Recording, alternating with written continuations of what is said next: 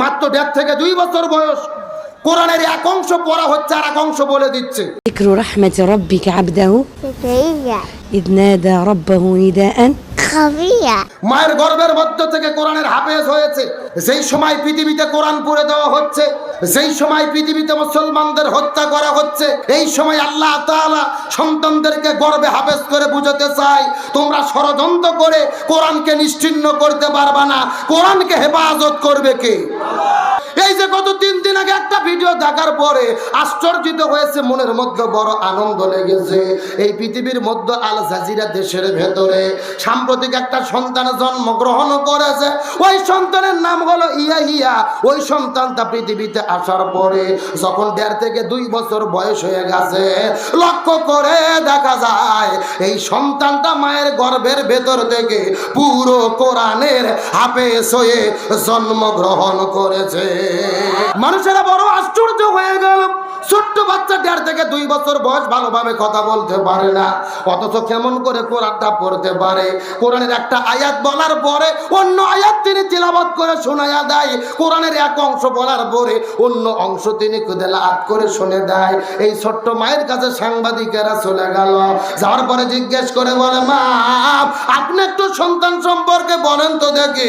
এমন সময় তার মা ডাকতে বলে, এই সন্তান যখন আমার পেটের মধ্যে ছিল, এই সন্তানটা পেটের মধ্যে থাকার সময় একদিন স্বপ্নের ভেতরে লক্ষ্য করে দেখে আমার রাসূলের একজন সাহাবী আমার স্বপ্নের মধ্যে আমার সঙ্গে দেখা দিয়েছে। ওই সাহাবীটা আমার সঙ্গে স্বপ্নের মধ্যে দেখা দেওয়ার পরে ডাকতে বলে, তুমি তো সৌভাগ্যবান মা হবে, তোমার গর্ভের মধ্যে যে সন্তান এসেছে এই সন্তানটা যেন তেন সন্তান নয়।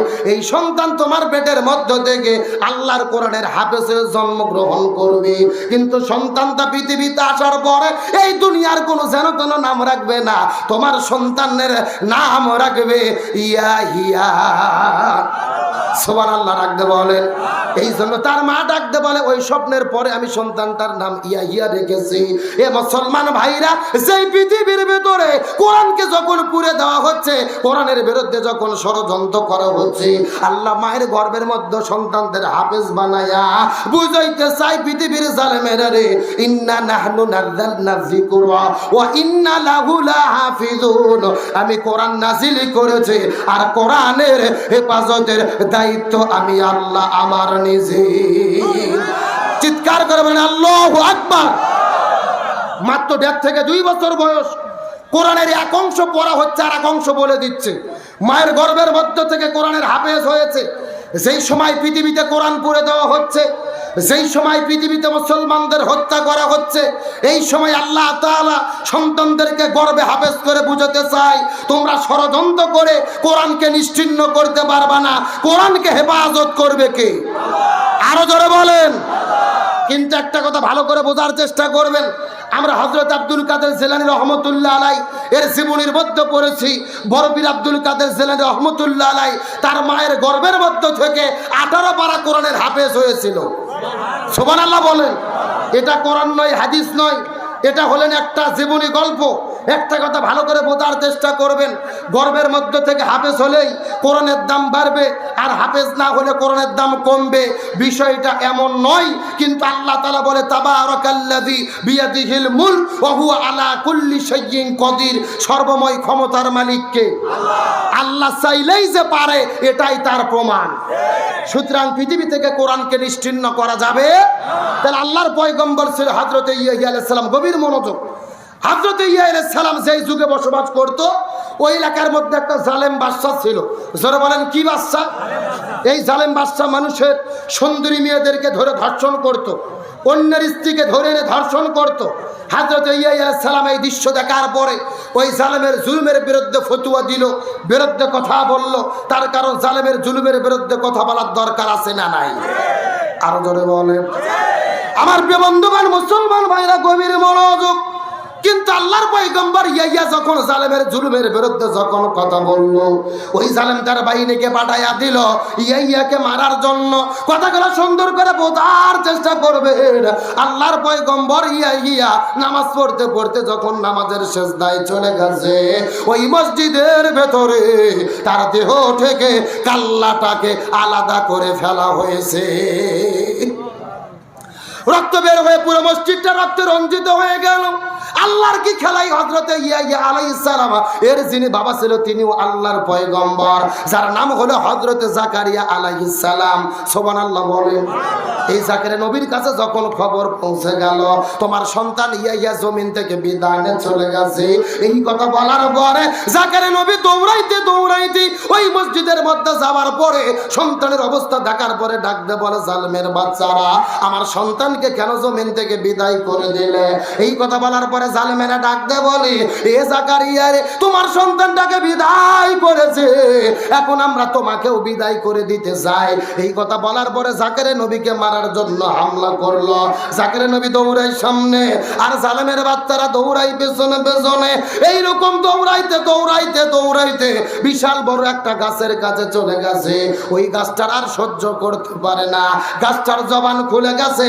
জাকারিয়াকে ডাক দে বলে, জাকারিয়া, আল্লাহর পয়গম্বর জাকারিয়া, আপনার দৌড়ানো সহ্য করতে পারি না, আপনি যদি রাজি থাকেন আপনার জন্য আমি গাছ আপনার জন্য দুই ভাগ হয়ে যেতে চাই। জোরে বলেন না আল্লাহু আকবার। কার জবান খুলে গেছে? আরো জোরে বলে। আমার বন্ধুগণ, মুসলমান ভাইরা, গভীর মনোযোগ। এই গাছের কথা বলার পরে গাছটা যখন দুই ভাগ হয়ে গেল, আল্লাহর পয়গম্বর হযরত জাকারিয়া আলাইহিস সালাম আস্তে করে যখন গাছের মধ্যে ঢুকে পড়বে, পিছন দিক থেকে শয়তান এসে হাজির হয়ে গেছে। মাথার মধ্যে টুপি, মুখের মধ্যে দাড়ি, হাতের মধ্যে তসবিহ পরে পিছন দিক থেকে জাকারিয়া নবীর চাদর ধরে মারছে টান। জাকারিয়া নবী ভেতরে ঢুকে পড়েছে, কিন্তু তার চাদরের কিছু অংশ বাইরে বের হয়ে আছে। ওই জালেমেরা দৌড়াইতে দৌড়াইতে এই গাছের কাছে আসার পরে এমন সময় শয়তান ডাকতে বলে, যুবকেরা রে, তোমরা কি আল্লাহর পয়গম্বর জাকারিয়াকে খুঁজতেছো নাকি? এরা ডাকতে বলে, হ্যাঁ। এমন সময় ডাকতে বলে, তোমরা যদি জাকারিয়াকে খুঁজতে চাও খোঁজাখুঁজির কোনো দরকার নাই। এই যে গাছের মধ্যে জাকারিয়া লুকাই পড়েছে, এই যে চাদর হলো তার প্রমাণ। একটা করা টানার পরে এই গাছটাকে তোমরা দুই ভাগ করে ফেলো। এই গাছটাকে দুই ভাগ করার পরে দেখবে আল্লাহর পয়গম্বর জাকারিয়া এই পৃথিবীর মধ্য থেকে বিদায় নিয়ে চলে গেছে। আমার বন্ধুগণ, মুসলমান ভাইরা, গভীর মনোযোগ। এই কথা বলার পরে জালেমের একটা করা টানার পরে আস্তে করে গাছটা কাটতে কাটতে দুই ভাগ করে ফেললো। গাছটা দুই ভাগ করার পরে লক্ষ্য করে দেখা গেল ওই গাছটা দুই ভাগ হওয়ার সাথে সাথে আল্লাহর পয়গম্বর জাকারিয়া এই জমিন থেকে দুই ভাগ হয়ে পৃথিবী থেকে বিদায় নিয়ে চলে গেছে। এখন আমি আপনাদেরকে জিজ্ঞাসা করি, বলেন তো দেখি, এ ঠাকুর গায়ে মুসলমান, এই যে আল্লাহর দুইজন পয়গম্বর ইয়াহিয়া আর জাকারিয়া, এদেরকে যে হত্যা করে বিদায় করে দেওয়া হলো, এই দুইজন পয়গম্বর কি চোর ছিল, ডাকাত ছিল, নারী ধর্ষণ করেছিল? তাহলে কিসের জন্য হত্যা করে বিদায় করে দেওয়া হলো? কালেমার দাওয়াত দেওয়ার কারণে, ইমানের পরীক্ষা দিতে গিয়ে এই দুইজন পয়গম্বরকে বিদায় করে দেওয়া হলো। এখান থেকে বোঝা গেল, এ ঠাকুর গায়ের মুসলমান, আমরাও যদি ইমানের পথে চলি, ইমানের কথা বলি, ইমানের আন্দোলন করতে যাই, এই সমস্ত পয়গম্বরদের মতো আমাদেরও জীবন দিয়ে পৃথিবী থেকে বিদায় নিয়ে চলে যাওয়া লাগতে পারে। এখন আমি আপনাদেরকে জিজ্ঞাসা করি, বলেন তো দেখি, আপনারা কি ইমানের পরীক্ষা দিতে রাজি আছেন? ইমানের পরীক্ষা দিতে গেলে ইব্রাহিম নবীর মতো আগুনে পড়তে হবে, রাজি আছেন? মুসা নবীর মতো পানিতে ঝাঁপ দিতে হবে, রাজি আছেন? প্রয়োজনে নবীদের মতো জীবন দিতে প্রস্তুত থাকতে হবে, রাজি আছেন? আমরা ইমানের পরীক্ষা দেব, প্রয়োজনে ঘর বাড়ি ছাড়বো, জেলে বন্দি হবো, জীবন দেব, শহীদ হব, তারপরও ইমান হারা হব না। কারা কারা রাজি আছেন? দুটো হাত আল্লাহকে তুলে দেখা।